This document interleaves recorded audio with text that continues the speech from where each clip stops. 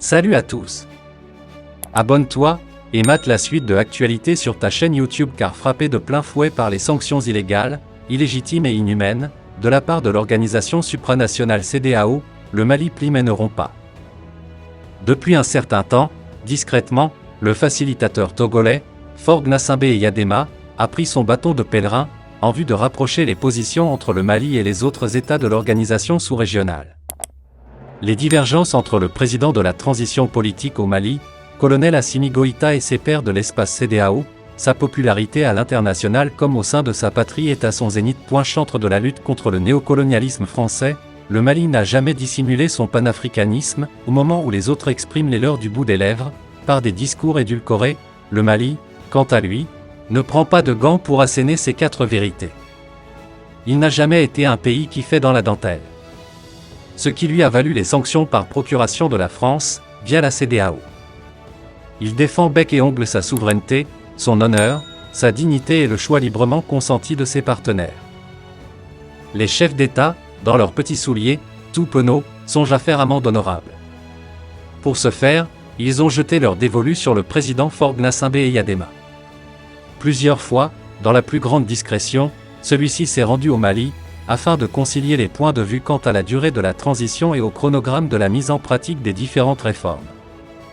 Force est de reconnaître que le Mali a fait des concessions notables depuis le 9 janvier dernier. De 5 ans, il a revu à la baisse la durée de la transition, à 4 ans, de 4 ans à 2 ans incompressibles.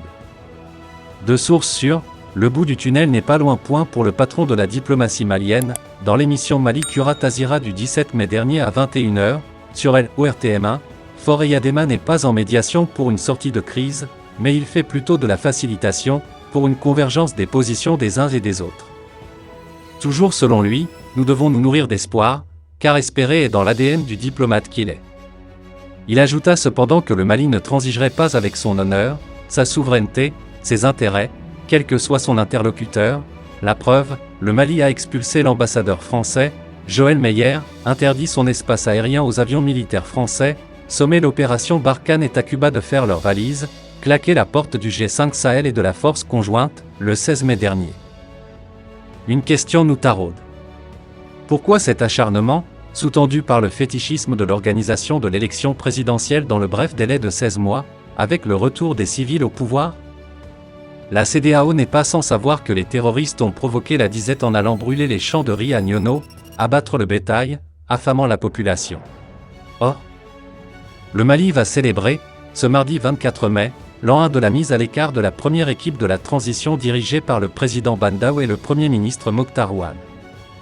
Elle consacre la libération du Mali vis-à-vis de la domination impérialiste.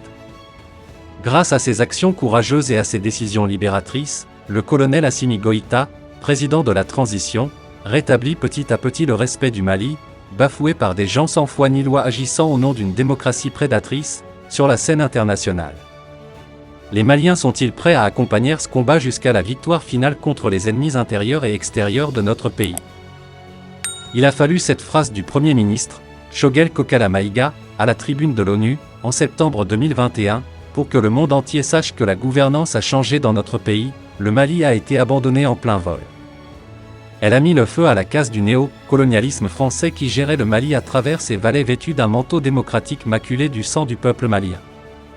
Cette volonté des autorités de la transition à s'affranchir de la domination d'une France, en perte de son influence dans le monde, a été le point de départ de la prise d'une série d'actions courageuses et de décisions libératrices pour briser la carcan coloniale, renforcée par l'arrivée des pseudo-démocrates au pouvoir, le 8 juin 1992. Elle a été largement appréciée par la grande majorité de la population malienne qui n'attendait que ce moment solennel pour féliciter le courage exceptionnel des femmes et des hommes qui ont désormais décidé de restaurer l'honneur, la dignité et la fierté du Mali sur la scène internationale. Pourtant, ils n'étaient pas nombreux nos compatriotes qui vendaient cher la peau du colonel Assimi Goïta quand il avait déposé, le 24 mai 2021, le président de la transition, Bandaou et le Premier ministre Mokhtar Ouane. Il pensait qu'il était animé par la recherche du gain facile à l'image de beaucoup de putschistes dont le mauvais souvenir hante encore les esprits des Maliens. En s'attaquant aux chaînes du néocolonialisme entretenues par leurs valets dans notre pays et en les brisant les unes après les autres pour quitter ce système de domination, le président de la transition a fini par convaincre nombre de Maliens à s'engager dans cette lutte de libération de notre pays. Il est en train de donner de l'espoir au peuple malien qui ne savait plus à quel saint se vouer pour restaurer son honneur, sa dignité et sa fierté. Et il n'est plus un secret pour personne que son engagement est en train de faire tache d'huile en Afrique. Un peuple dont les démocrates avaient fait croire que son bonheur se trouve ailleurs et qu'il est condamné à ne pas se développer sans l'aide de leur maître. À plus force de réfléchir pour trouver des solutions à ses propres problèmes.